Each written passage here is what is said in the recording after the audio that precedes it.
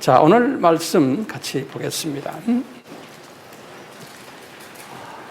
누가복음 강해를 계속하고 있는데요. 아직도 3장이에요.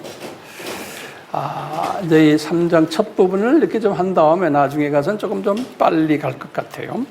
3장 18절에서 22절까지의 말씀입니다. 제가 읽겠습니다. 또 기타 여러 가지로 권하여 백성에게 좋은 소식을 전하였으나 분봉왕 헤롯은 그 동생의 아내 헤로디아의 일과 또 그의 행한 모든 악한 일을 인하여 요한에게 책망을 받고 이 위에 한 가지 악을 더하여 요한을 옥에 가두니라. 백성이 다 세례를 받을 때 예수도 세례를 받으시고 기도하실 때 하늘이 열리며 성령이 형체로 비둘기같이 그의 위에 강림하시더니 하늘로서 소리가 나기를 너는 내 사랑하는 아들이라 내가 너를 기뻐하노라 하시니라. 아멘. 여기까지입니다. 제가 50일 전에 누가복음 강해를 16편 할 때 제목을 이런 제목으로 했어요. 세례 요한의 세례와 예수님의 세례에 관한 제목을 가지고 설명을 드렸는데요. 50일이 지났기 때문에 좀 생각이 감감할 수도 있죠. 그래서 이제 제가 잠깐 리뷰를 간단하게 해드리려고 그래요. 자, 지금부터 노트를 잘 적으시길 바라고요. 오늘은 상당히 어렵고 중요한 신학적인 이슈들을 제가 다루려고 그래요. 그렇기 때문에 제가 말을 좀 천천히 할 터이고요. 또 여러분들이 이것을 잘 소화했으면 하는 바람이 저에게 있고 성령님이 또 그렇게 이끄실 거예요. 준비되셨어요? 네. 세례 요한이 자기 자신의 정체성을 성서에 의하면은 약 한 10가지로 피력을 했어요. 세례 요한이. 왜냐하면 주변 분들이 당신이 그리스도입니까? 라고 질문을 하니까 이분이 아닙니다. 라는 대답을 하면서 자기의 정체성을 성령님이 그분의 입을 통해서 말하게 하세요. 그 10가지를 우리가 알아둘 필요가 있어요. 첫 번째, 이분이 뭐라 그랬냐면요. 나는 그리스도가 아니다. 라고 말씀하셨어요. 성경 구절은 요한복음 1장 20절과 3장 28절입니다. 항상 성경 구절을 같이 적으셔야 돼요. 두 번째, 이분이 또 뭐라고 그러냐면 나는 그의 신들매를 풀기도 감당치 못하는 자다라고 말했어요. 마가복음 1장 7절과 누가복음 3장 16절에서. 세 번째로 그는 나는 그의 신을 들기도 감당치 못하는 자다. 신을 들기도. 마태복음 3장 11절에. 네 번째로 나는 이분으로부터 세례를 받아야 하는 자다 그랬어요. 그러니까 예수님으로부터 세례를 받아야 하는 자다. 마태복음 3장 14절에. 다섯 번째로 이 세례 요한은 나는 물로 세례를 주는 자다 그랬어요. 마태복음 3장 11절, 마가복음 1장 8절, 누가복음 3장 16절, 요한복음 1장 31절에서. 여섯 번째로 나는 광야에서 외치는 자의 소리다. 그러는 거예요. 이제 요 말씀, 또 그 다음에 이제 일곱 번째 말씀, 성경 구절은 나중에 드릴게요. 일곱 번째는 나는 그리스도의 오실 길을 예비하는 사자다. 그러는 거예요. 또 여덟 번째로 나는 그리스도의 첩경을 평탄케 하는 자다. 첩경을 평탄케 하는 자다. 이 말씀은 이사야서 40장 3절, 말라기 3장 1절, 그 6번째, 7번째, 8번째 말이에요. 이 말들은 마태복음 11장 11절, 누가복음 7장 28절, 누가복음 3장 4절에 다 이 말들이 포함되어 있어요. 9번째로 이분이 나는 이사야에게 예언하셨던 그 사람이다라는 거예요. 이사야서 40장 3절에, 그리고는 나는 말라기에게 예언하였던 엘리야의 심정을 가졌던 사람이라는 거예요. 이게 다 9번째에 속해 있어요. 말라기 3장 1절, 누가복음 1장 17절. 그러면서 이분이 뭐냐면 나는 엘리야가 아니다 그러는 거예요. 요한복음 1장 21절에. 여기 다 9번째에 속해 있는 거예요. 엘리야의 심정을 가진 사람이지 엘리야는 아니라는 거예요. 10번째로 이분이 뭐라고 그러냐면 나는 쇠하여야 하는 존재다. 요한복음 3장 30절. 나는 쇠하여야 된다. 나는 적어져야 되고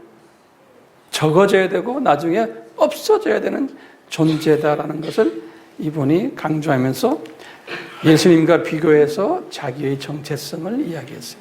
이분의 정체성을 가만히 보면요, 우리의 정체성과 많이 공통점이 있어요. 우리도 이제 이분의 정체성을 우리가 이제 이렇게 묵상하면서 나의 대입을 해보세요. 그러면 진짜 이 세례 요한이 예수님에 대한 정체성을 성령님이 또 가르쳐 주는 거예요. 그래서 이분이 그것을 또 뱉어내요. 외쳐요. 예수님에 대한 정체성. 그것도 한 10가지로 뱉어내요. 이것도 우리가 이렇게 세례 요한을 했다라고 끝나는 게 아니고 내가 또 이 정체성을 계속 묵상해야 돼요. 내가요. 10가지예요. 첫 번째는 그는 그리스도이시다. 예수님은 마태복음 3장 11절. 다시 말하면 메시아이시다라는 거예요. 그분은요. 두 번째로 뭐라 그러냐면 그는 나보다 능력이 많으신 분이라는 거예요. 마태복음 3장 11절에. 세 번째로 이분은 그는 성령과 불이에요. fire. 불로 세례를 베푸시는 분이라는 거예요. The Holy Spirit and fire. 누가복음 3장 16절, 마태복음 3장 11절. 그리고는 네 번째로 그는 성령으로 세례를 베푸시는 분이라는 거예요. 아까는 성령과 불로라 그래놓군요. 또 그는 성령으로 세례를 베푸신 분이라는 거예요. 마가복음 1장 8절, 요한복음 1장 33절이에요. 다섯 번째로 이분이 뭐라고 그러시냐면요, 나는 이분으로부터 세례를 받아야 하는 존재라는 거예요. 예수님으로부터. 마태복음 3장 14절이에요. 그 다음에 여섯 번째로, 이건 잘 들으세요. 내가 물로 세례를 주는 것은, 이제 내가라는 건 누굽니까? 세례 요한이요. 내가 물로 세례를 예수님에게 베푸는 것은 그를, 예수님을 이스라엘에게 나타내기 위함이다. 그래서 나중에 이건 내가 설명을 해줘야 돼요. 요한복음 1장 31절에. 그 다음에 이제 일곱 번째, 그 다음에 그는 세상 죄를 지고 가는 하나님의 어린 양이시다. 요한복음 1장 29절에. 여덟 번째로 그는 내 뒤에 오시지만, 나보다 6개월 젊은 분이시지만 나보다 먼저 계신 분이라는 거예요. 요한복음 1장 15절 또 30절. 아홉 번째는 그는 심판주이시다. 이시다. 손에 키를 들고 타작마당에서 알곡을, 죽쟁이를 불에 태우시는 분이에요. 누가복음 3장 17절에 그는 심판주이시다. 그 다음에 10번째로 그는 흥하여야 하시는 분이시라는 거예요. 그는 흥하여야만 하시는 분이시는 요한복음 3장 30절이에요. 자, 이렇게 이제 이 세례 요한이 자기와 예수님과의 그 차이점을 이렇게 이야기를 하세요. 세례 요한이. 그러면서 이제 이분이 세례를 베푸시는 분이에요. 이분이. 그래서요, 우리 한번요, 세례 요한의 그 세례의 특징을 한번 살펴봐요.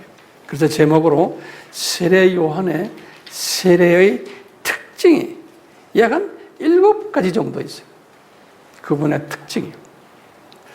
이분은 물로 세례를 주는 분이신데, 이 물 세례의 의미나 같아요. 그 의미가 한 7가지 정도 돼요. 물 세례. 첫 번째, 물 세례의 의미는 뭐냐면, 그리스도의 이름으로 주는 세례가 아니에요. 세례 요한이 베풀었던 세례는 그리스도의 이름으로 베풀었던 세례가 아니었어요. 두 번째는요, 이 세례 요한이 사용한 물은 예수님이 말씀하신 성령과 동의어가 아니에요. 그냥 물이에요. 이 생수, 예수님의 보혈과 동의어가 아니에요.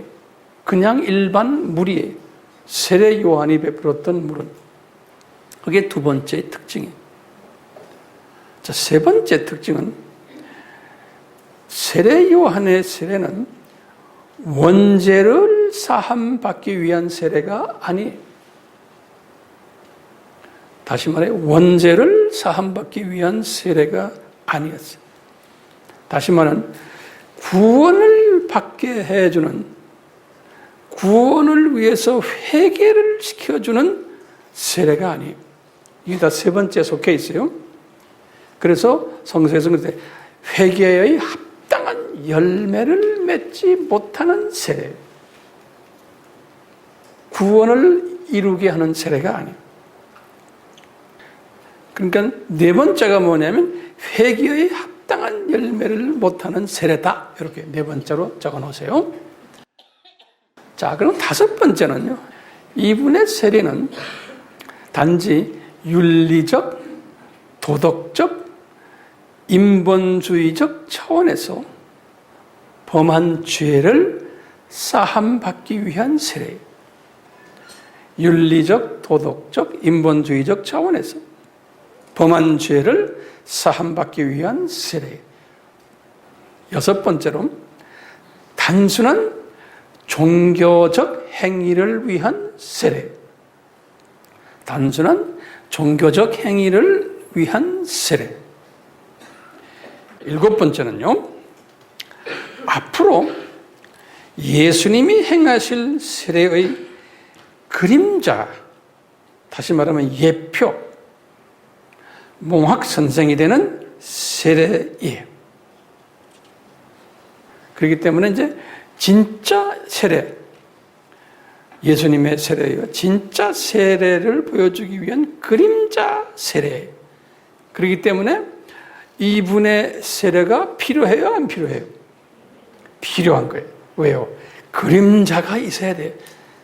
항상 예표가 있어야 돼요. 그렇기 때문에 세례 요한의 물의 세례는 절대적으로 필요한 거예요. 자, 그렇다면은 예수님이 베푸시는 세례의 특징은 뭔가요? 예수님이 베푸시는 세례의 특징은 무언가? 그 특징은 첫 번째, 성령과 불로 베푸시는 세례예요. 성령과 불로 베푸시는 세례. 마태복음 3장 11절, 누가복음 3장 16절. 그리고는 두 번째로 뭐라고 그러냐면요. 이 성령과 불로 베푸신 세례라 그러시면서 또 성서에서는 예수님의 세례는 성령으로 베푸시는 세례다. 이렇게 또 성령 하나만을 집어넣었을 때가 있어요. 이거 마가복음 1장 8절과 요한복음 1장 33절에. 그 다음에 세 번째는 또 같은 내용이지만 말 표현이 좀 달라요. 또한 성령과 물로 베푸시는 세례. 물이에요, 물. 이건 예수님이 하신 말씀. 니고데모에게 요한복음 3장 5절에. 그러니까요, 지금 요 성령과 불, 또 물, 요건 다 동의어들이에요, 동의어들. 그렇기 때문에요, 예수님이 그러시는 거예요. 요한복음 3장 3절, 또 3장 5절에 예수님께서 니고데모에게 그러는 거예요. 이 세례를 받아야만, 예수님의 말씀이에요. 너희들이 본 어게인이 되고, 본 어게인이 뭐예요? 거듭남. 그래. 다시 말하면 구원받는다는 소리예요. 예? 본 어게인이 가능하고, 그 다음에 뭐예요? 하나님 나라에 들어갈 수 있다는 거예요. 이 세례를 받아야지. 그건 세례 요한의 세례하고 차이점이 있어요. 근데요, 우리가 성서를 이렇게 보면은 예수님이 지금 말씀하시기를 성령과 불로 또는 성령과 물로 세례를 베푸신다 그러셨는데, 실제로 이분이 성령과 불로, 성령과 물로, 성령으로 세례를 베푸셨어요? 안 베푸셨어요? 3년 공생애 동안에. 그런 일이 없어요. 그렇죠? 그 말 적어놓으세요. 그런 일이 없다.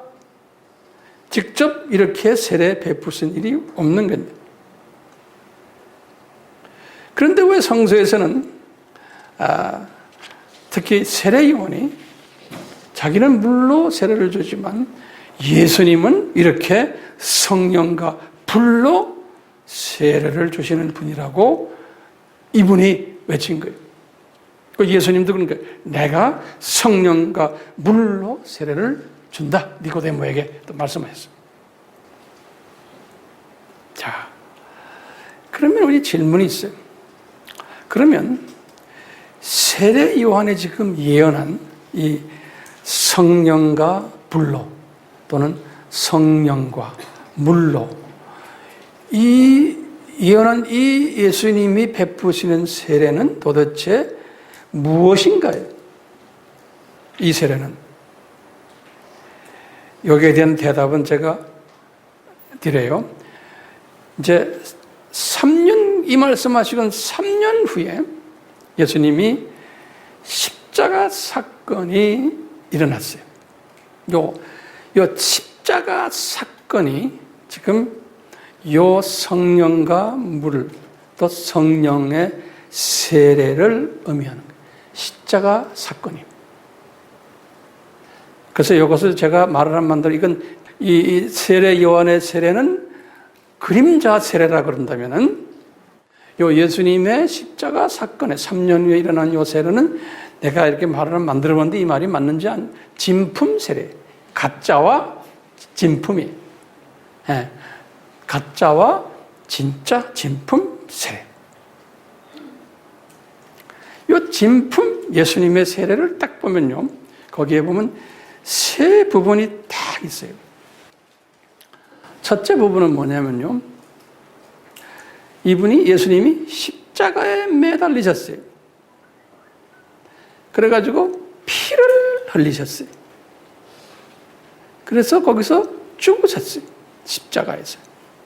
완전히 죽으셨기 때문에 두 번째 단계는 뭐냐면 이분이 무덤으로 내려가셨어요. 그러니까 무덤에 내려갔다는 말은 뭐냐? 완전히 죽은 시체가 됐다는 소리나 맞죠? 무덤으로 내려가요. 만약에 죽지 않았으면 무덤으로 안 내려가요. 그러니까 두 번째 단계는 무덤으로 내려가셨어요. 그리고 계시다가 3일 후에 부활하셨어요. 부활하셨어요. 요 세 요소가, 첫째 요소가 뭐예요? 십자가에서 죽으시고, 그 다음에 죽은 게 그냥 막연히 죽은 게 아니라 죽어서 보혈을 흘리시고, 그렇죠? 보혈을 흘리시고는 완전히 죽으신 거예요. 그런 다음에 무덤에 내려간 것은 완전히 죽었다는 표시예요. 그리고는 이제 부활하셨어요. 이 진품 세례를 보여주시기 위해서 이제 그림자 세례를 이미 이사야를 통해서부터 보여주기 시작. 700년 전. 그러니까 이 세례 요한이라는 이분은 요 진품 세례를 보여주기 위해서 그림자, 가짜 세례를 보여주기 위한 사람이라는 거예요. 그러니까 눈높이 교육을 우리에게 시켜주는 거예요. 이 진품 세례를 보여주기 위해서 우리에게, 나나 여러분들에게 눈높이로 이 진품 세례의 모습을 이 세례 요한의 물의 세례를 통해서 우리에게 이렇게 보여주시는 거예요.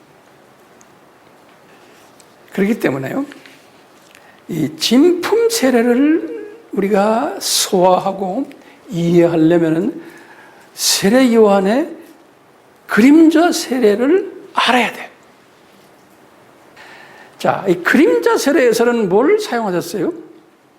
물을 사용하셨어요. 그렇죠? 근데 그건 일반 물이에요. 그런데 이 진품 세례에서는 이 성서에서 지금 표현을 어떻게 해요? 성령, 불, 물 세례라는 거예요. 그러면서요, 누가에게는 성령과 불이라고 누가복음 2장 2절에서 3절에 했어요. 예수님은 직접 하신 말씀이 성령과 물, 생수라고 표현하세요. 예수님은요, 요한복음 7장 38절에서 39절에. 그 다음에 바울은 고린도 12장 13절에서 이 성령, 물, 생수 다 동의어로 표현했어요. 그리고는 요한에게 요한 1서 5장 8절에 이 성령과 물, 이것이 뭐냐면 예수님의 보혈이다. 이렇게 딱 요한에게 가르쳐준 거예요. 예. 그러니까 다시 말하면 지금 성령과 불과 물과 생수와 이것이 뭐라는 거예요? 예수님의 뭐예요? 보혈이라는 거예요. 요한 1서 5장 8절에. 그래서 예수님께서 그러시는 거예요. 성만찬 하실 때, 얘들아, 요 포도주 너희들 마셔야 된다. 요 포도주. 이 포도주는 뭐냐면 죄사함을 너희들이 얻게 하기 위해서 많은 사람 위해서 흘리는 나의 피란다. 이런 나의 피란다. 언약의 피다. 그러는 거예요. 예수님께서요, 마태복음 26장 28절에. 그러면서 예수님이 계속 말해요. 이 피는 참된 음료다. 이 인자의 자신의 피를 마시는 자는 영생을 가지게 된다. 예수님이 아주 구체적으로 말씀하시고, 요한복음 6장 53절에서 56절에. 그래서 이제 성만찬을 강조하시는 거예요. 너희들 이 성만찬 할 때, 이것은 너희들이 이제 내가 다시 올 때까지 계속 하는데, 이 성만찬 할 때 이 포도주를 너희들이 먹고 내 살을 먹을 터인데, 십자가에서 내가 죽은 그 살, 그 예수님의 몸이고, 그 흘리는 피가 포도주는 거예요. 예수님 내 피라는 거예요. 이것을 항상 기억하라는 거예요. 다시 말하면 예수님이 십자가에서 십자가 세례를 받으시는 것을 너희들은 항상 기억하라는 거예요. 그러니까요, 이 성만찬이라는 이 사건은 예수님의 이 진품 세례를 항상 그것이 뭔지를 공부하고 외우고 묵상하는 거예요. 이 진품 세례, 이 성만찬이라는 건요. 예.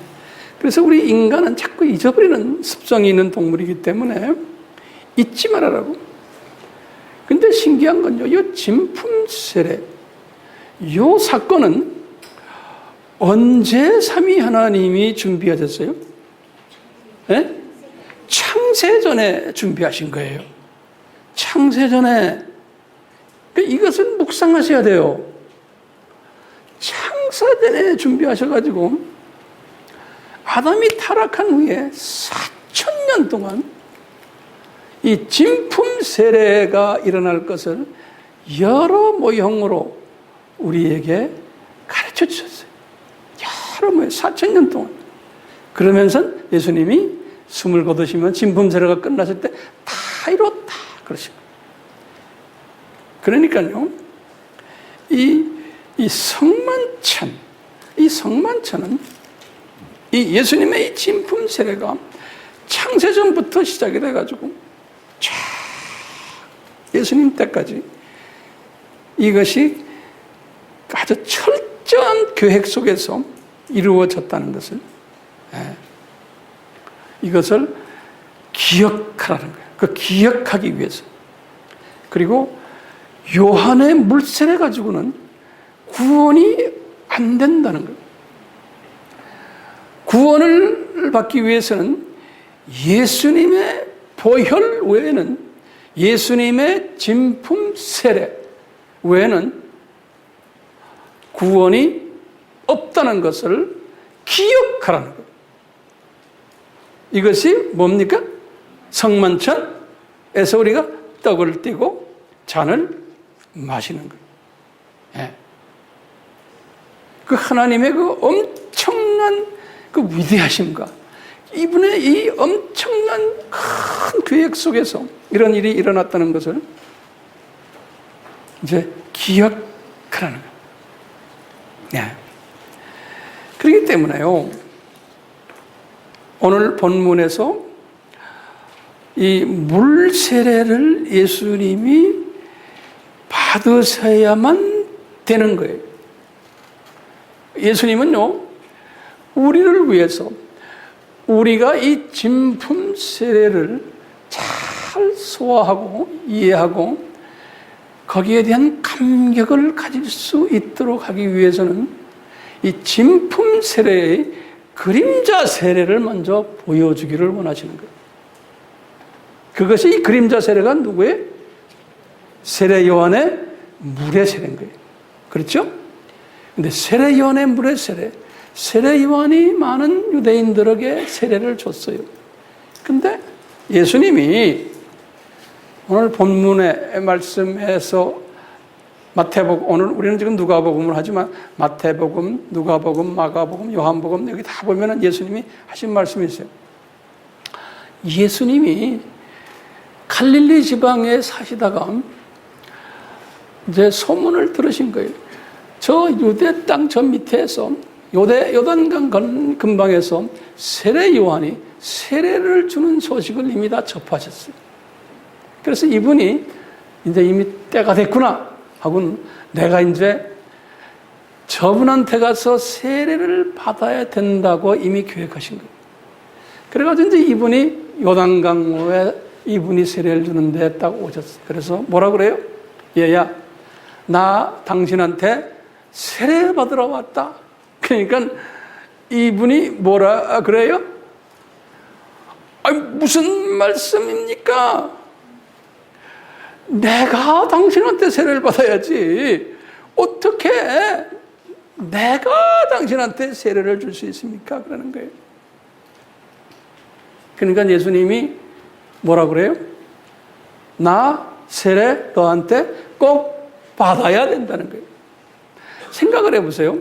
우리에게요, 이 장차 우리에게 가르쳐 주신 이 진품 세례의 그 내용을 우리에게 자세히 가르쳐 주시기 위해서 창조주 되시는 예수님이 피조물에게 세례를 받으시는 거예요. 얼마나 우리를 사랑하시기 때문에 이 겸손, 이 예수님의 우리에게 생명을 주시고자 하는 그 안타까움, 그 마음이 그 속에 숨겨져 있는 거예요. 얘야, 너 나 세례를 줘야 된다는 거예요. 그랬으면서요, 성서에 보면 그러는 게, 왜 예수님이 세례 요한에게 세례를 받아야만 하는가요? 라는 질문을 던지면서 거기에 대한 답을 성서에서 딱 우리에게 가르쳐 주세요. 그 답이 첫째가 뭐냐면요, 첫째, 왜 예수님이 이 물세례를 받아야만 하는가? 마태복음 3장 15절 딱 열어보세요. 성서를 열어보세요. 마태복음 3장 15절에 예수님의 말씀이, 마태복음 3장 15절에 예수께서 대답하여 가라사대, 거기 줄을 그어놓으세요. 이제 허락하라. 내가 이제 세례받는 걸 우리가 이같이 하여 모든 의를 이루는 것이 합당하니라. 거기다 줄을 그어놓으세요. 예수님께서 그러는 게, 내가 세례 요한아, 당신과 나와 합작이 돼서 내가 세례를 받은 것은 하나님의 의를 이루는 데 합당하기 때문에 그렇다는 거예요. 자, 이게 이제 중요한 말씀이 거기 딱 숨겨요. 하나님의 의를 이루기 위해서 물세례를 자기가 받아야 된다는 거예요. 또 그 다음에 두 번째 보면요, 요한복음 1장 31절 보세요. 요한복음 1장 31절에 보시면 세례 요한이 말씀하신 거예요. 1장 31절에 나도 그를 알지 못하였으나 내가 와서 물로 세례를 주는 것은 그를 이스라엘에게 나타내려 함이라. 거기다 줄을 거세요. 다시 말하면 예수님을 이스라엘 사람들에게 나타내 주기 위해서라는 거예요. 두 가지 목적이 이제 잊지 마세요. 첫째가 뭐였어요? 하나님의 모든 의를 성취하기 위해서고, 두 번째는 예수님을 유대인들에게 나타내 드리기 위해서라는 거예요. 예수님이 이렇게 해서 세례를 받으셨어요. 세례를 딱 받고는 물 위로 탁 올라오셨는데, 신기한 일이 벌어진 거예요. 마태복음 3장 16절에서 17절에, 또 마가복음 1장 11절, 누가복음 3장 21절에서 22절, 요한복음 1장 33절에서 34절에, 그러니까 이 사복음서가 다 이렇게 조금씩 해놨어요. 그래서 그걸 합쳐야 돼요. 무슨 일이 벌어졌냐? 첫째, 하늘이 열렸어요. 그러니까 보면, 원어로 보면 하늘들이라고, heavens. 그러니까요, 몇 층천이 열렸다는 거예요? 2층천과 3층천이 열렸어요. 하늘이 쫙 열리고요. 그 다음에 두 번째로는 무슨 사건이 일어났냐면, 성령님이 비둘기의 형체로 그랬어요.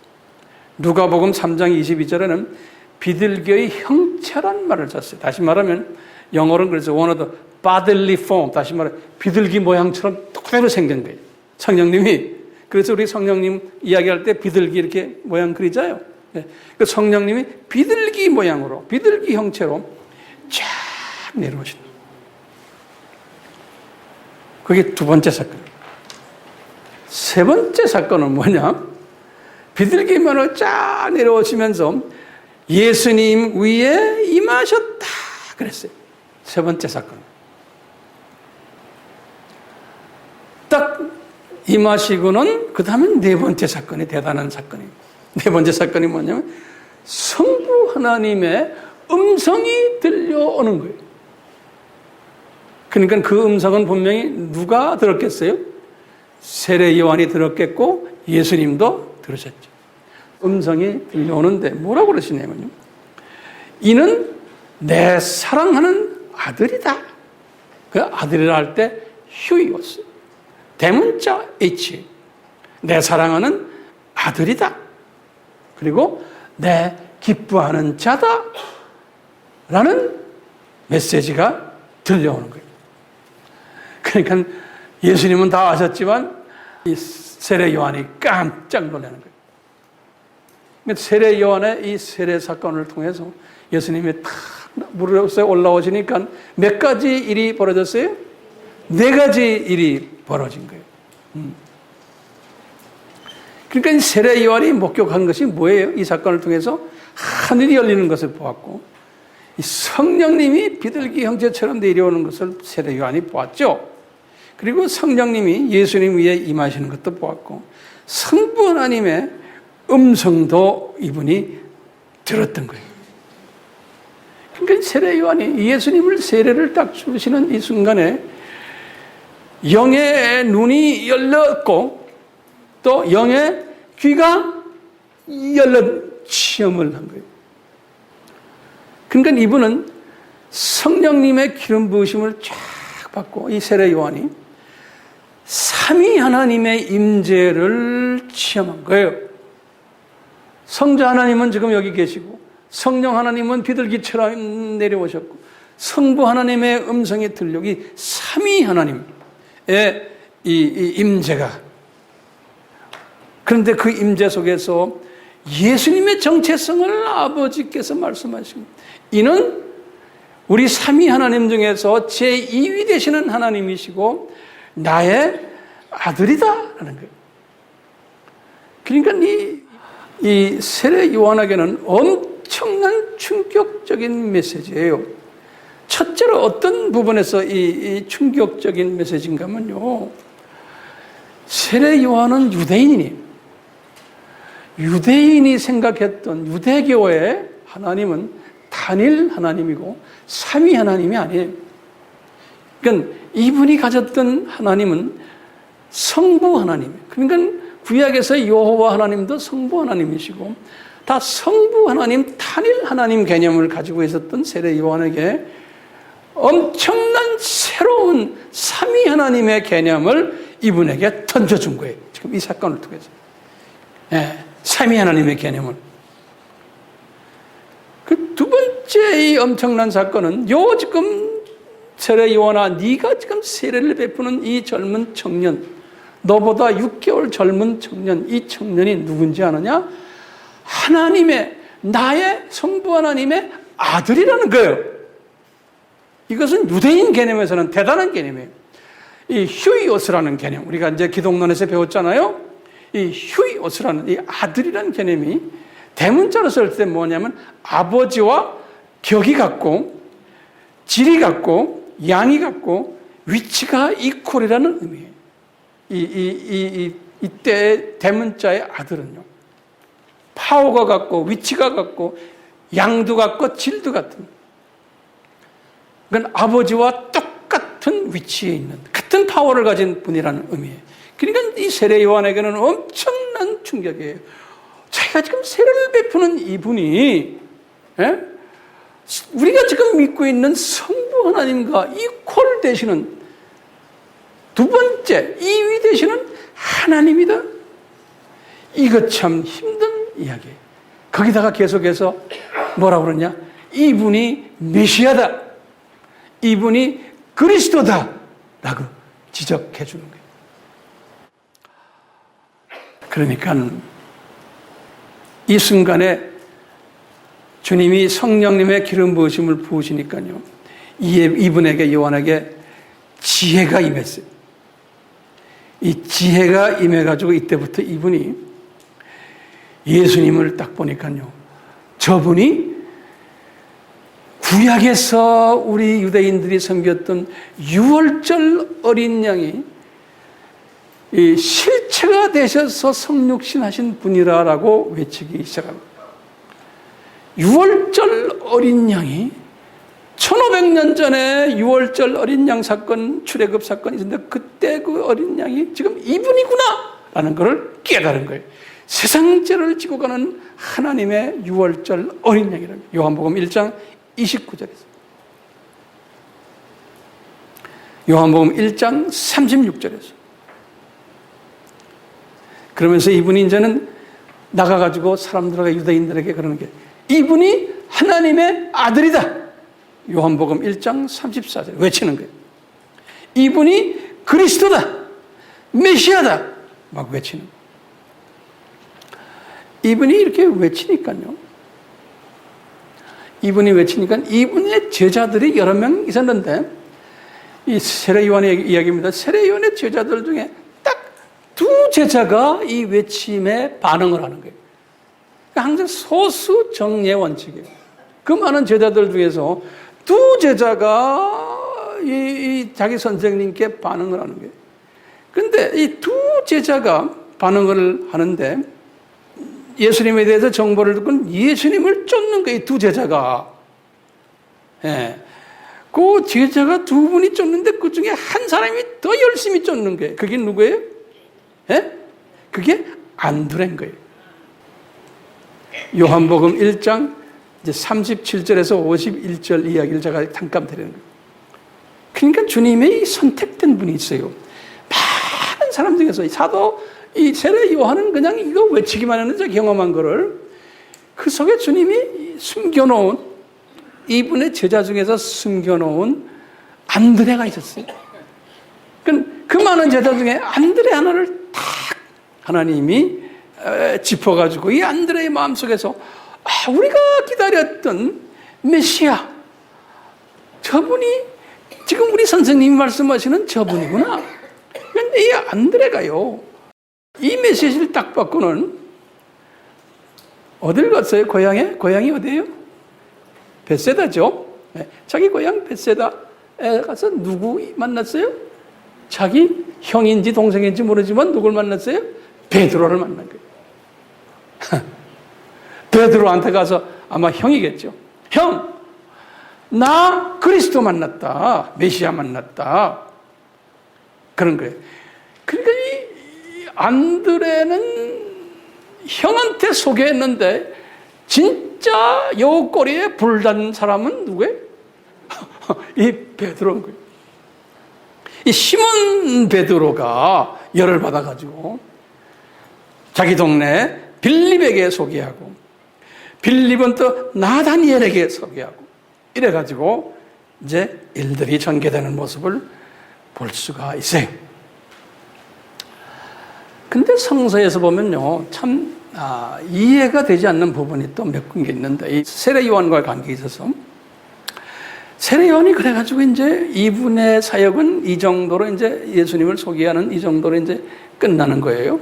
그러면서 이제 이러다가 근데 이분이 이제 옥에 갇혔어요. 우리가 오늘 본문에 보면요, 옥에 갇히고 몇 번 옥에 갇힌 것 같아요. 근데 옥에 있을 때 예수님에 대해서 곰곰하게 생각을 했던 모양이에요. 이분이 이렇게 자기가 큰 일을 치러놓고는 예수님에 대해서 쫙 경험도 하고 지금 엄청난 영적 경험했잖아요. 그런데 옥에 갇혀 있으면서 예수님은 지금 바깥에서 막 기적을 일으키고 예수님이 막 제자들 이제 막 선택하고 예수님이 막 사역하는 소리를 옥에서 다 듣는 거예요.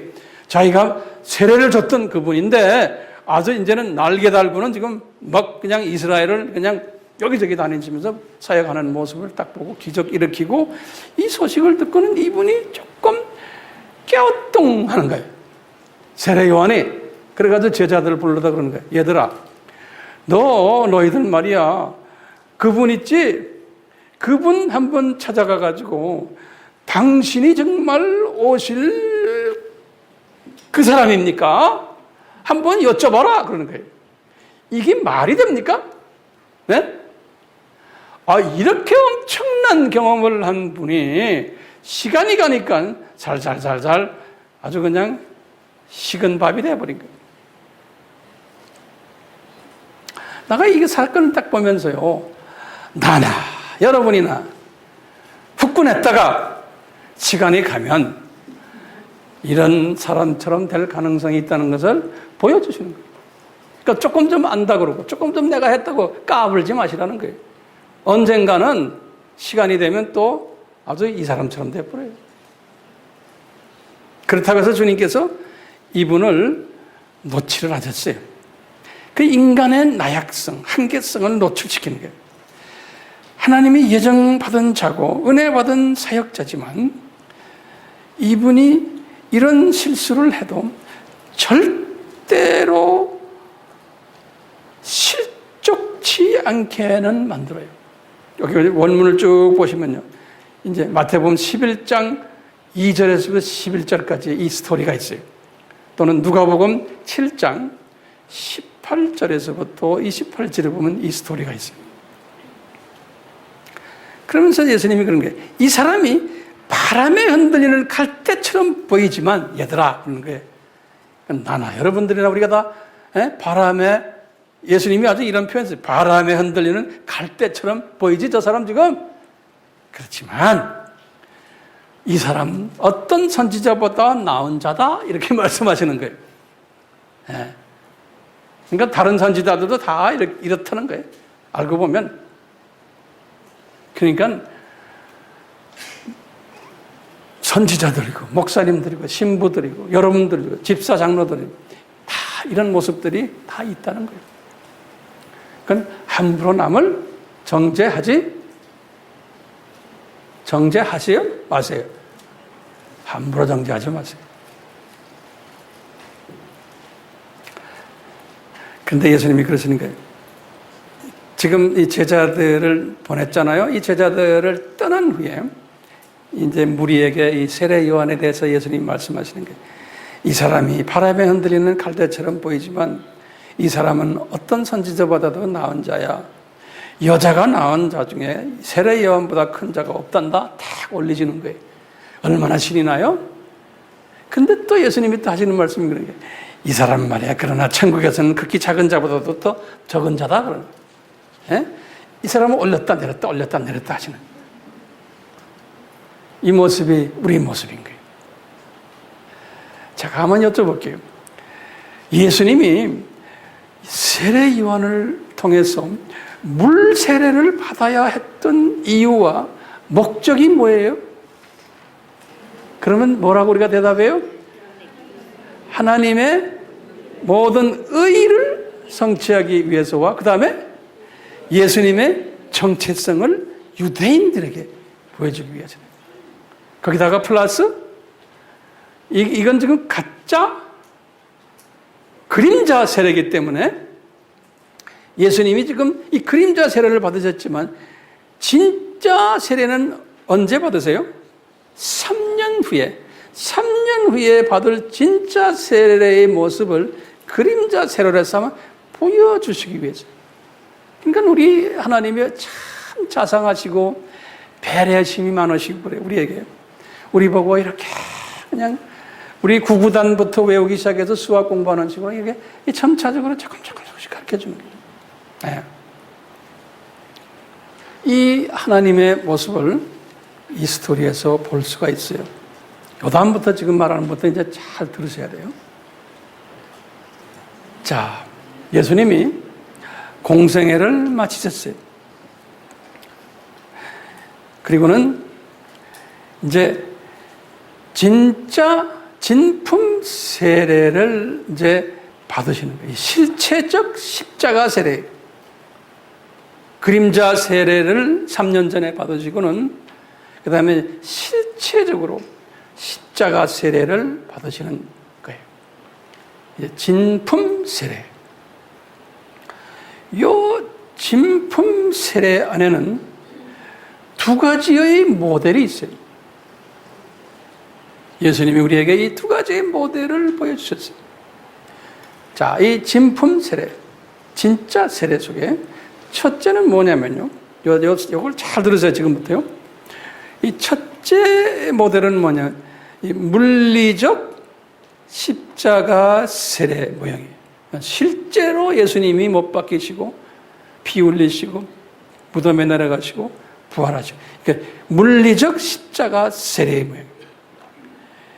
예, 요 물리적 십자가 세례의 모형이 있고요. 두 번째 모형은 뭐냐면요, 연합이라고 해요. 연합적 십자가 세례 모양.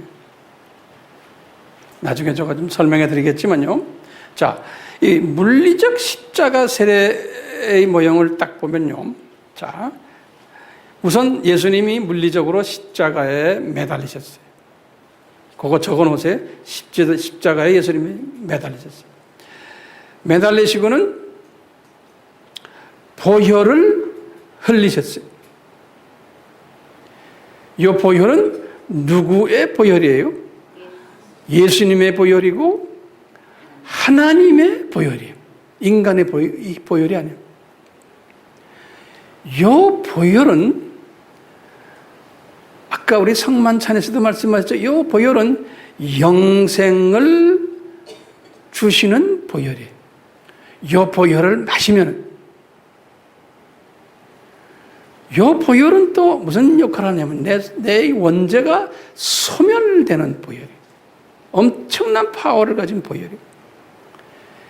이 보혈은 사탄을 무릎 꿇게 하는 보혈이에요. 이 보혈은 나를 거듭나게 하는 보혈이에요. 그래서 이제 아까 우리 봤지만요, 요 물리적 십자가 세례는 성서에서 여러 가지로 표현해요. 첫째는 성령과 불의 세례, 성령 세례라고도 표현합니다. 성령과 물의 세례, 또는 성만찬 세례, 또는 원죄 해결해주는 세례, 또는 거듭남 시켜주는 세례. 이 세례가, 이게 지금 물리적 십자가 세례인데요. 이 물리적 십자가 세례인데 제일 먼저 이 물리적 십자가 사건은 예수님이 십자가에 달리시는 거예요. 그래갖고 피를 흘리시는 거예요.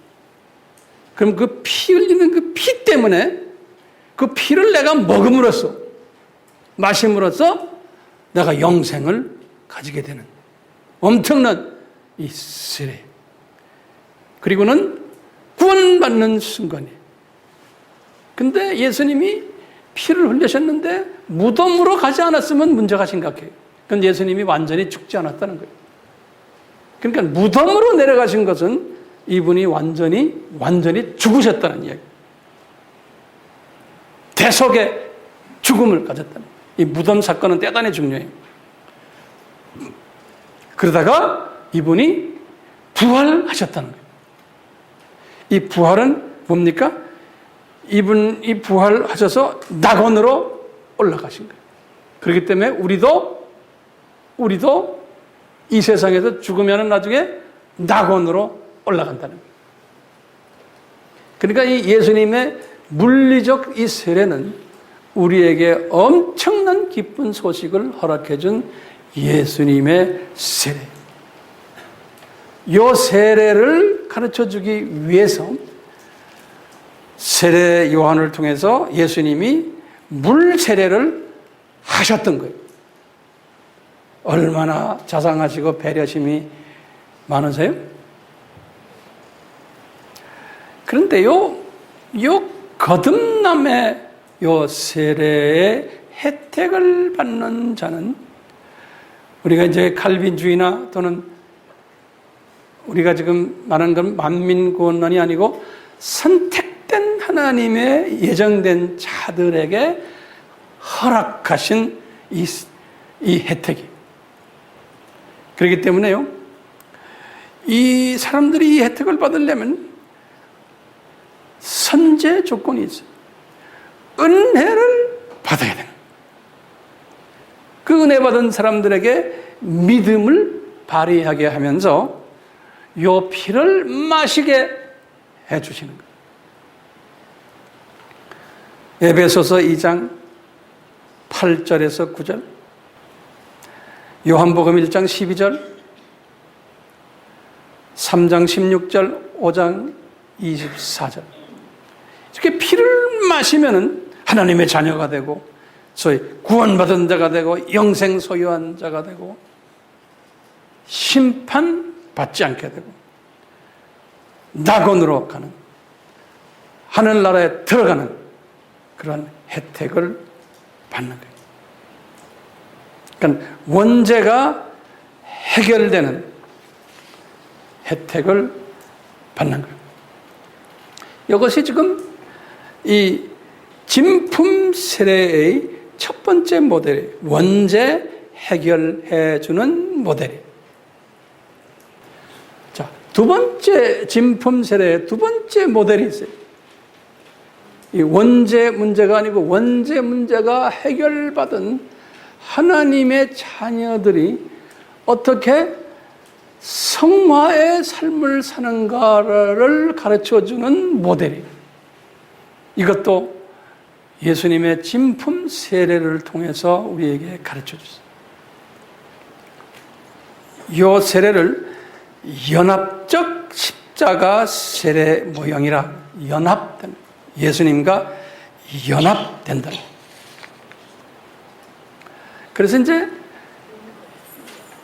이 예수님께서는 하나님의 자녀들이, 너희들이 원죄만 해결받고 이제는 낙원에 가는 그것으로만 끝나는 게 아니고, 두 번째 세례 모델을 기억하고는 그 세례 모델대로 살아라는 거예요. 이것이 뭐냐면요, 연합적 십자가 세례 모형인데요, 성화 모델이에요. 이것을 바울이 깨달았어요.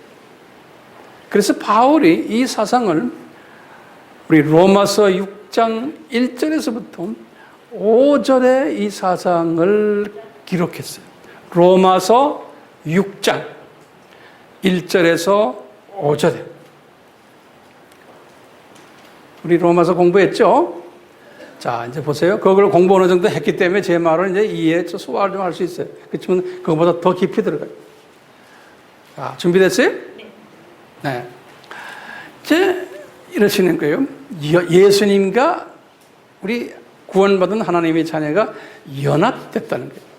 그러니까 union with God, 그래 영어로 union with God, union with Jesus. 이 말은 뭐냐면, 첫 번째 세례는 예수님이 십자가에서 죽으실 때 내가 예수님과 유니언이 됐기, 연합되어 있기 때문에 나도 죽었다라는 개념이에요. 예수님만 죽으신 게 아니라 예수님 죽으심, 그것이 나의 죽음도 됐다는 거예요. 이때는 내가 멸망했다는 뜻이 아니고 나의 모든 옛 성품들, 나의 옛 모습들이 죽었다라는 거예요. 그래서 죽은 다음에 나도 피를 흘렸다. 아픔을 경험을 하면서 피를 내가 흘려야 되는 거예요. 내가 피를 흘려서, 다시 말하면 한 알의 밀이 땅에 떨어져 죽어야 되는 거예요. 내가. 요한복음 12장 24절. 그래서 내가 희생을 해야 됩니다. 그런 사람은 완전히 죽으면은, 그렇게 해서 완전히 내가 옛 모습이, 나의 옛날 세상에서 살던 모습, 성품, 내 가치 기준, 내 모든 세계관이 다 죽어버리고, 완전히 죽으면은 두 번째 무덤 속으로, 예수님이 데려갔듯이 나도 무덤 속으로 들어갑니다. 근데 완전히 죽지 않으면 내가 무덤 속에 안 들어가요. 옛 모습 그대로입니다. 세 번째로 어떻게 돼요?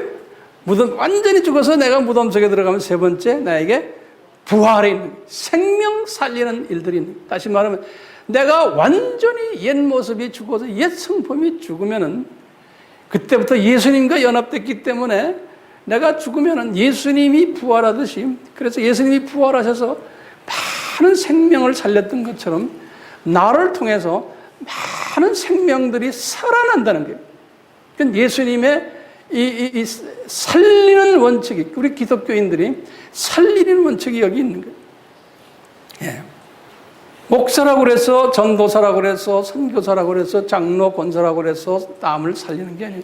나의 성품이 예수님이 죽은 것처럼 다 죽어버려야지만, 옛 모습이, 옛 성품, 쓴뿌리들이 그래야지만 나의 변한 모습을 통해서, 나의 변한 성품들을 통해서 주변 사람들이 살아난다는 거예요. 네.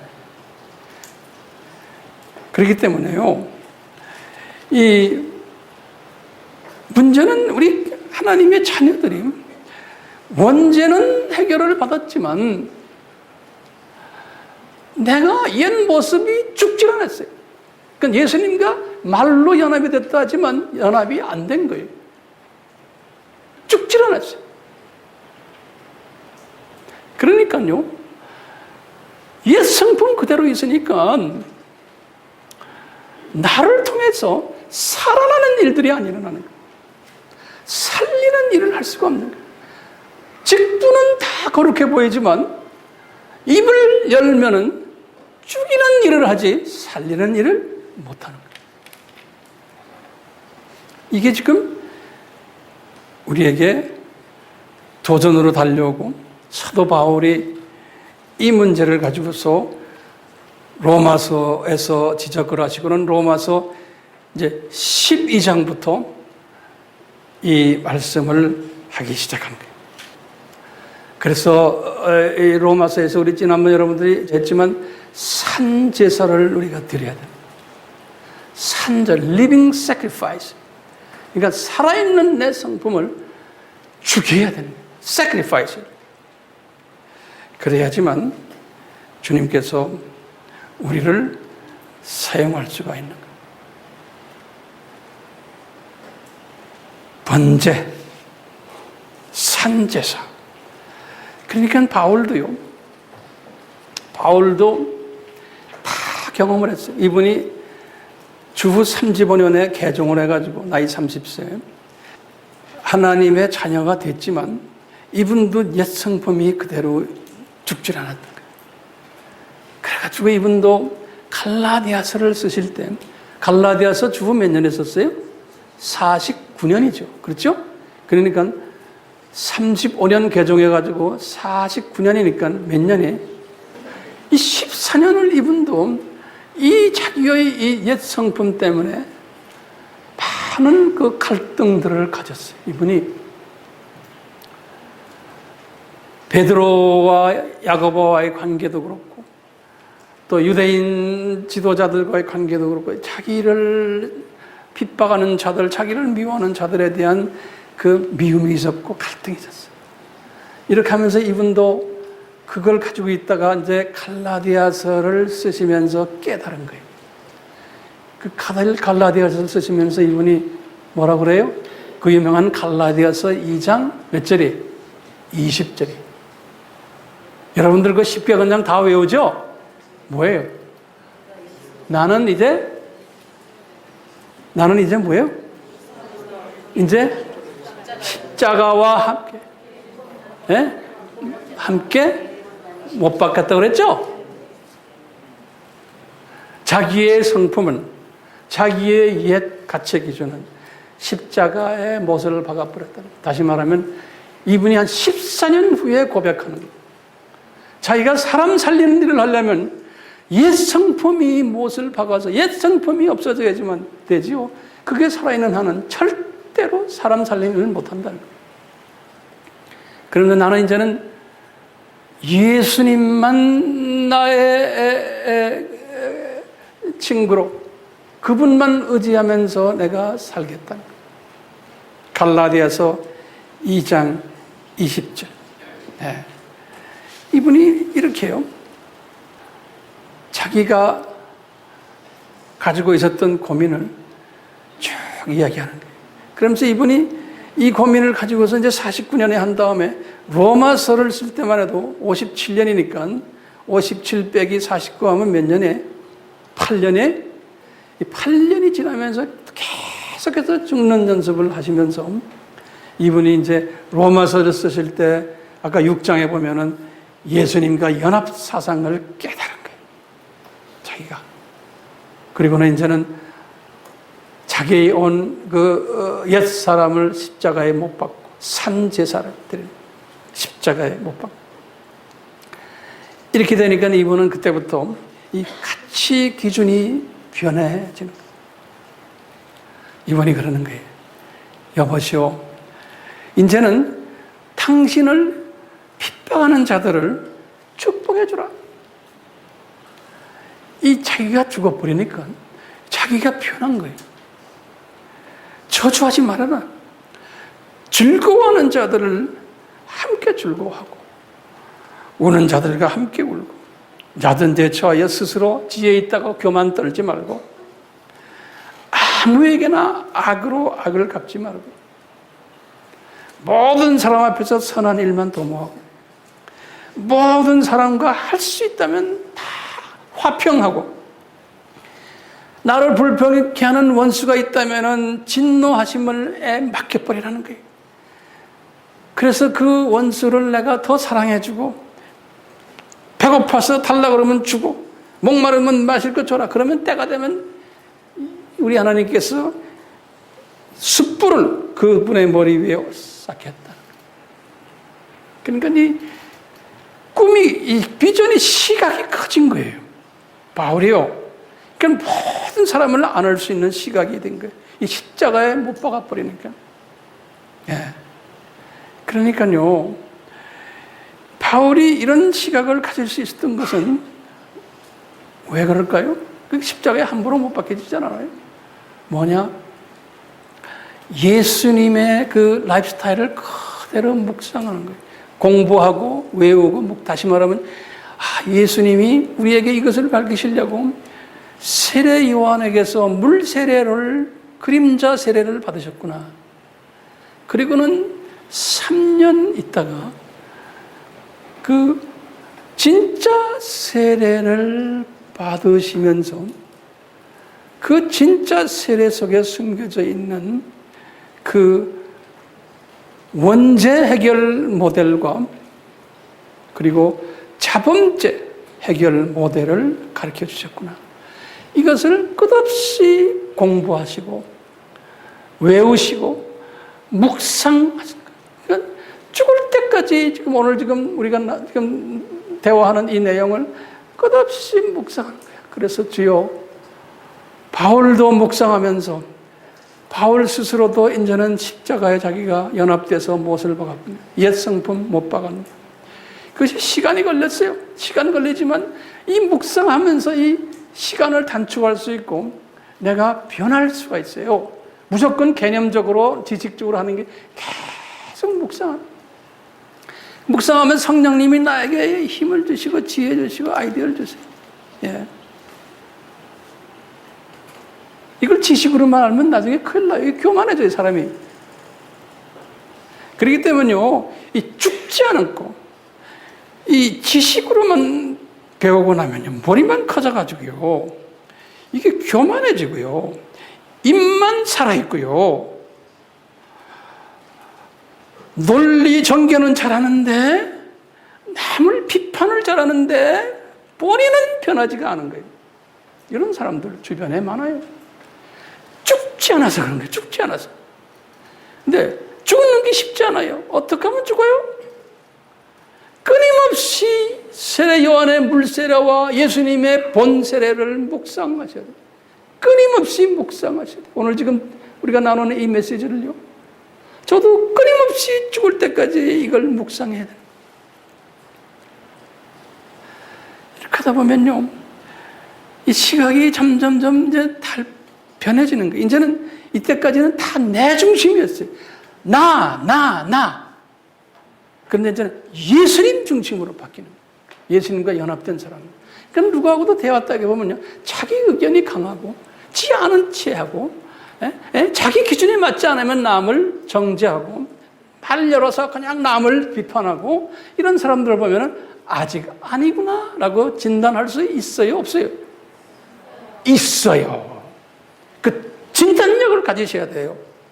그렇다고 해서 이 사람은 평생 그렇게 가다가 죽는 사람이 있고, 주님이 사용하시려고 하는 사람은 날로 날로 발전이 되고 변화가 되는 게 또 우리 눈에 보이는 거예요. 예, 거기서 차이가 나는 거예요. 그러니까 저는 영적인 지도자로서 우리 사역자들 보면서, 우리 여러분들 보면서 저 사람 발전 가능성이 있는가 없는가, 난 그걸 봐요. 발전 가능성이 없는 사람은 아무리 말씀을 전해야 이건 소용없어요. 하나님이 쓰시질 않으세요. 써도 잘못 쓰세요. 성품이 변화해야 됩니다. 모든 사람을 안아주시고. 그러니까 내가 강한 사람, 내가 딱 보면, 아이고, 저 강한 거 언제 꺾지? 난 못 꺾어요. 주님, 저거 꺾어주세요. 근데 안 꺾이면 손 놔버려야 돼요. 제가 못하는데 어떻게. 그러니까 예수님께서는요, 우리를 이렇게 훈련시키는 과정 속에서 예수님이 그 훈련시키는 예수님이 그 훈련시키는 과정 보면요, 특징이 7가지가 있어요. 그거 좀 적어 놓으세요. 제가 여러분들 그저 질문서에도 나왔어요. 그러니까 대답하려면 적으셔야 돼요. 이 예수님이 사람을 훈련시키는 과정 첫째 번은요, 오랜 기간을 사용하세요. 지금 우리에게 이 메시지를 가르치기 위해서 창세전부터 준비하셔가지고 4,000년을 이 세례의 이 모습을 우리에게 가르쳐 주셨어요. 두 번째는요, 오랜 기간이지만 점진적으로, 발전적으로 우리에게 가르쳐 주셨어요. 그렇기 때문에 우리도 발전적으로 성품이 변해야 돼요. 변해야 돼요. 조금 하루아침에 다 변할 수가 없어요. 예? 조금씩 변하는 거예요. 세 번째, 이 예수님은 꼭 눈높이 교육 방법을 사용하세요. 그러니까 그 수준에 내려가서 대답을 하고 그 수준에 맞춰서 이야기하는 거예요. 그러니까 내 수준에다가 이야기하면 안 돼요. 내 기준으로 이야기하다 보니까 남을 자꾸 정죄하는 거예요. 왜 그래? 나는 이런데 너는 왜 이래? 이렇게 되는 거예요. 그 수준으로 내가 내려가줘야 돼. 이해해주고. 네 번째, 시대에 따라서 그림자와 모형을 보여주세요. 얼마나 자상한지 몰라요. 다섯 번째, 시대에 따라서 사역자들을 등장시키세요. 우리에게 이것을 가르쳐주기 위해서. 여섯 번째로, 시대에 따라서 시대 상황과 시대 문화에 맞게끔 상황화 시켜주세요. 상황화라는 말 우리 배웠죠? 메시지가 정확하게 의미 있게 전달되기 위해서 상황화 시켜주세요. 그걸 우리가 잘해야 돼요. 저도 마찬가지예요. 설교하는 사람은 이런 것을, 이 원칙을 제가 항상 가지고서 여러분들에게 제가 설교하는 거예요.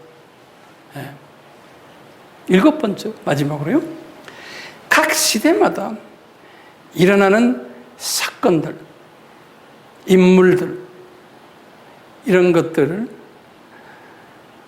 그림자들인데 이것들을 장차 실체가 나타날 때까지 비유로 비교시키면서 가르쳐 주세요.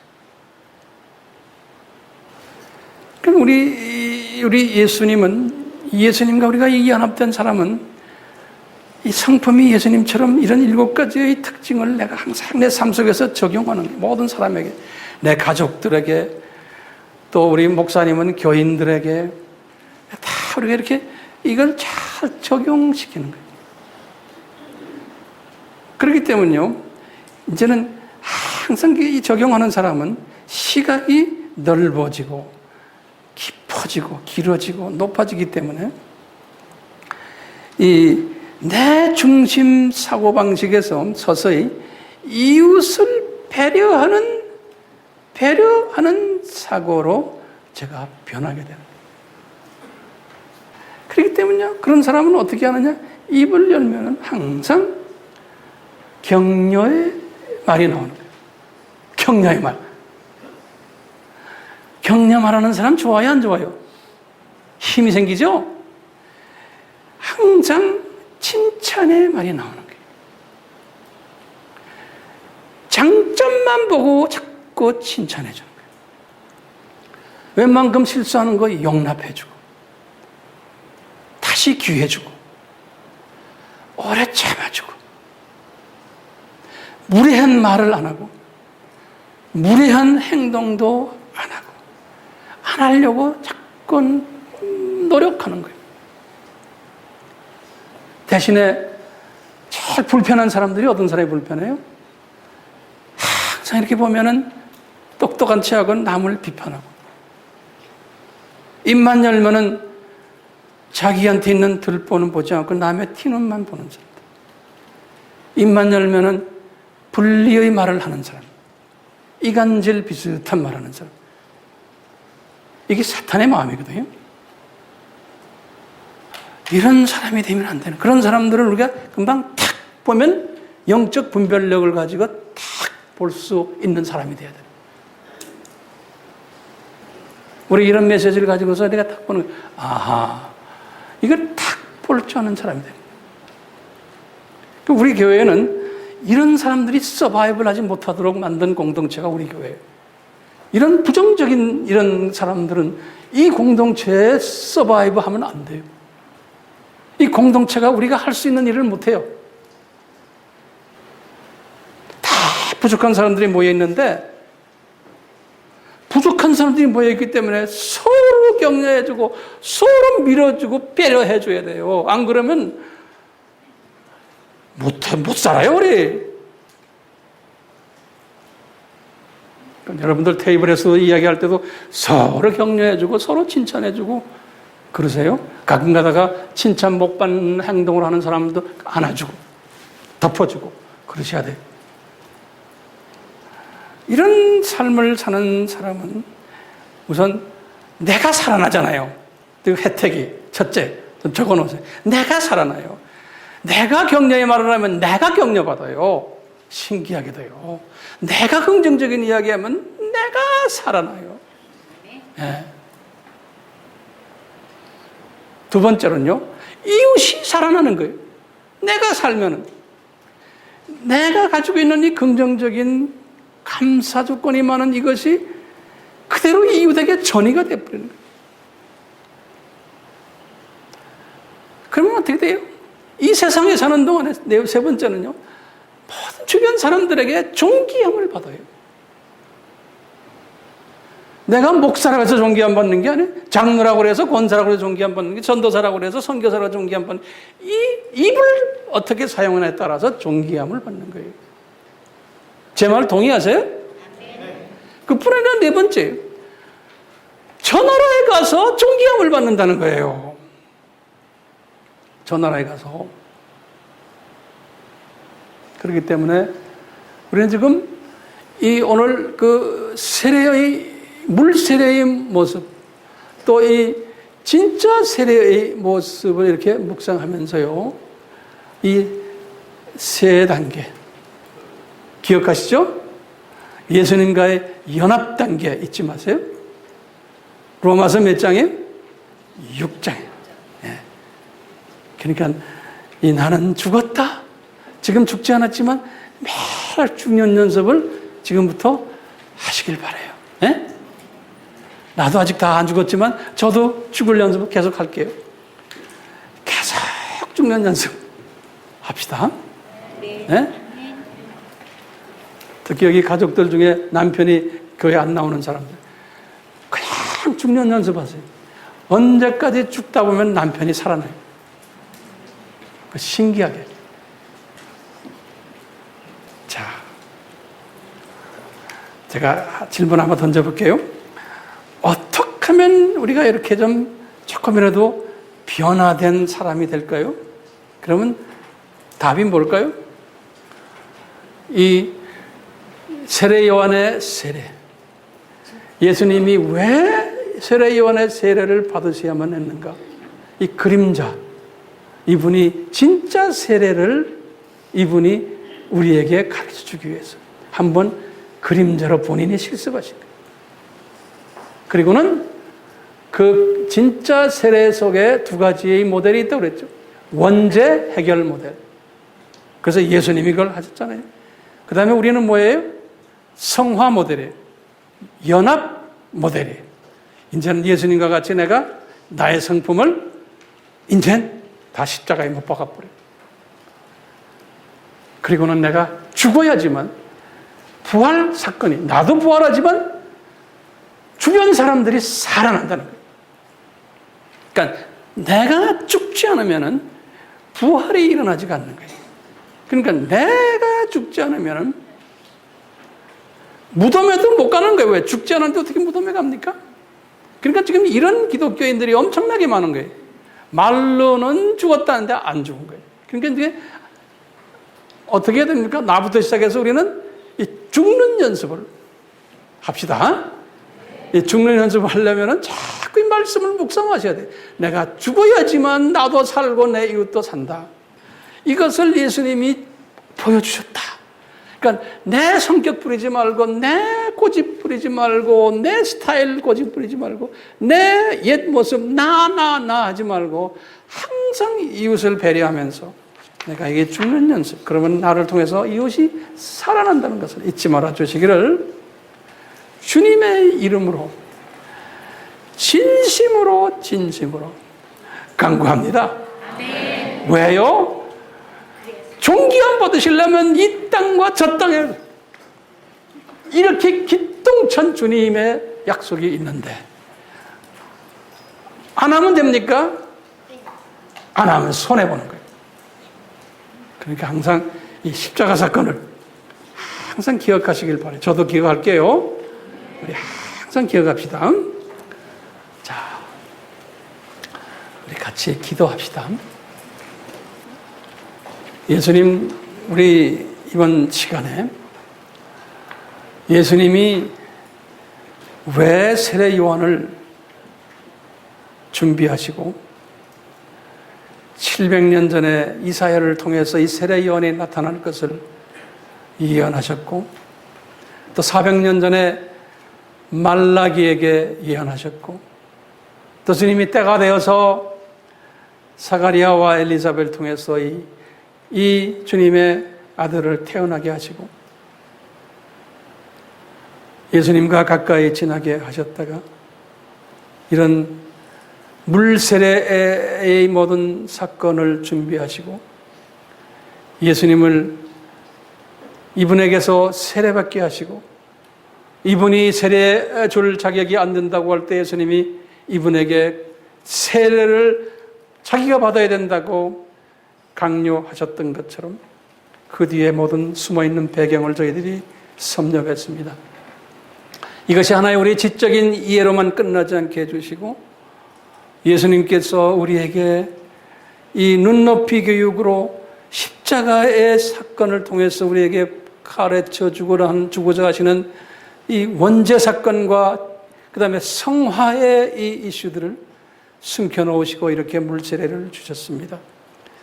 저희들 주님 성령님께서 우리에게 가르쳐 주셔서 우리가 쉬지 않고 죽을 때까지 이 세례의 이 주님의 마음을 세례 속에 숨겨져 있는 우리 주님의 숨겨진 마음을 항상 묵상하면서 나의 성품이 날로 성화되어 주님 앞에 또 사람들 앞에 인정받는 우리 스스로가 되도록 은혜 위에 은혜를 베풀어 주시옵소서. 예수님의 이름으로 기도드리옵나이다. 아멘. 지금 이 시간은 예수 그리스도의 무한하신 은혜와 하나님 아버지의 극진하신 사랑하심과 성령님의 끊임없이 가르쳐 주신가, 깨닫게 하신가, 변하게 하신가, 순종케 하시며 우리를 떠나지 않기를 축원하옵나이다. 아멘.